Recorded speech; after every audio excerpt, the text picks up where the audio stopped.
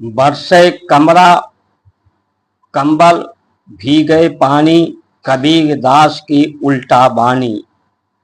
ये कंबल जो गर्मी देता है, ठंडी से बचाता है, यानी कंबल में ताप है। उसी तरह से काम, क्रोध, लोभ, मोह ये ताप देने वाले हैं।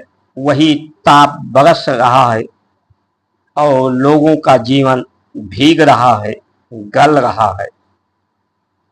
ये हमारे संस्कार संस्कृति का जो सत्य का सिद्धांत है, सत्यवृत्ति है, सत्कीर्ति है, सत्संगत है, धर्म संगत है, धर्म संगत ही न्याय है।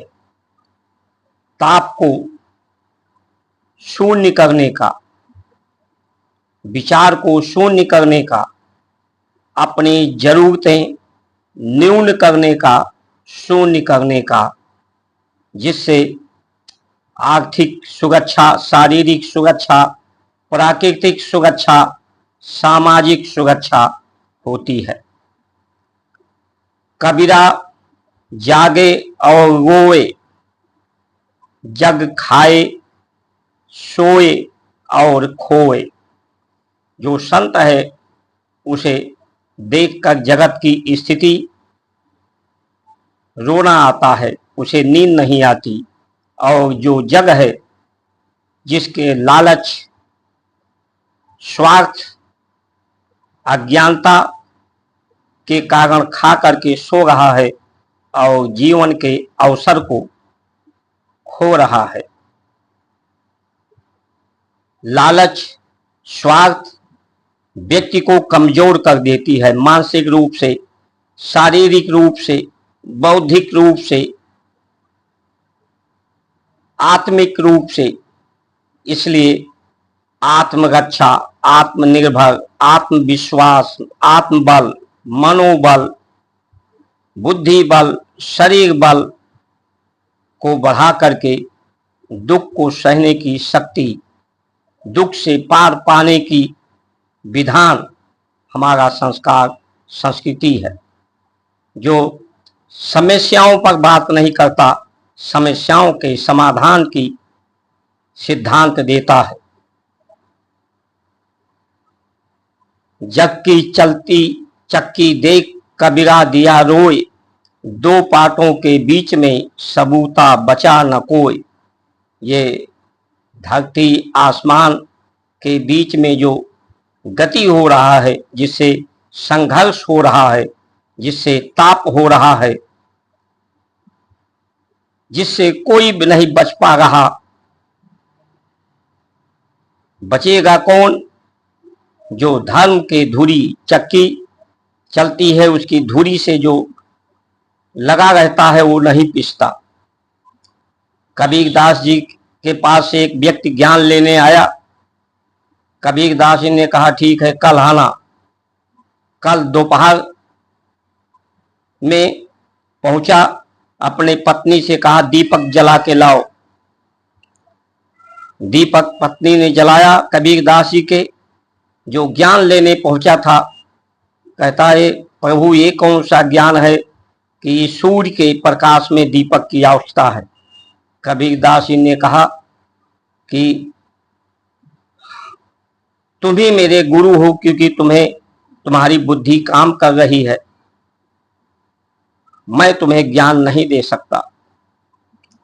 तो ज्ञान का जो स्तर है, जब बुद्धि निर्विचार हो जाती है, तर्क समाप्त होता है, तो सद्ज्ञान मिलता है। झूठ बोले जग पतियाए, सच कहे तो मारा जाए। क्योंकि जो इंद्रियां हैं ये झूठ को ही पसंद करती हैं, झूठ तक ही इनकी पहुंच है, सत्य को ये समझ नहीं सकती। जब इंद्रियों की कामनाएं शून्य होती हैं, तभी सत्संगत होती है, सत्य का साथ होता है, इनका भ्रम भय समाप्त होता है। आज ये षड्यंत्र पूरे विश्व में हो रहा है कि लोगों को कमजोर कर दो, इंद्रियों के गुलाम बना दो, झूठ ही दिखाओ, झूठ ही समझाओ, लोगों को निष्क्रिय कर दो, आलसी बना दो, नशाखोर बना दो, मशीनरियों का अधिक प्रयोग करके लोगों को बीमार कर दो, मशीनों के अधिक उपयोग से ताप बढ़ा दो। आज ये जो गर्मी बढ़ रही है, अब तो समस्या ये है कि ये सृष्टि बचेगी कि नहीं। हम अंग्रेजों का जो जहाँ की जलवायु 8 महीने ठंडी होती है, वहाँ की नकल करके उनके व्यवस्थाओं का नकल करके जहाँ पर 8 महीने गर्मी होती है, वो नहीं जीवित रह सकते। यहाँ पहले से ही ताप अधिक है, ताप को शांत करके ही, शांत ही जब ताप शून्य होता है तो वही शिव है, वही शक्ति है, वही सत्य है, वही सुंदर है, वही सेवा है, वही परमार्थ है। अभी लोग न्याय कि महाराष्ट्र में जो बम ब्लास्ट हुए थे, 189 लोग मारे गए, 400 से ऊपर घायल हुए। अभी न्यायालय का न्याय आया कि जो उसमें दोषी थे सबको बाइज्जत बरी कर दिया गया। तो प्रश्न ये उठता है कि जो दोषी ही नहीं थे वो इतने दिन तक मुकदमे का क्यों ढो रहे थे, क्यों प्रताड़ित हो रहे थे। और जो हत्या हुई तो हत्या तो हुई, इसका मतलब हत्या ही नहीं हुई, उसका कोई दोषी ही नहीं है। इसी तरह से पहले भी एक व्यक्ति 43 वर्ष तक जेल में रहा और उसके बाद उसे बाइज्जत बरी किया गया। इस तरह से तमाम मुकदमे हैं।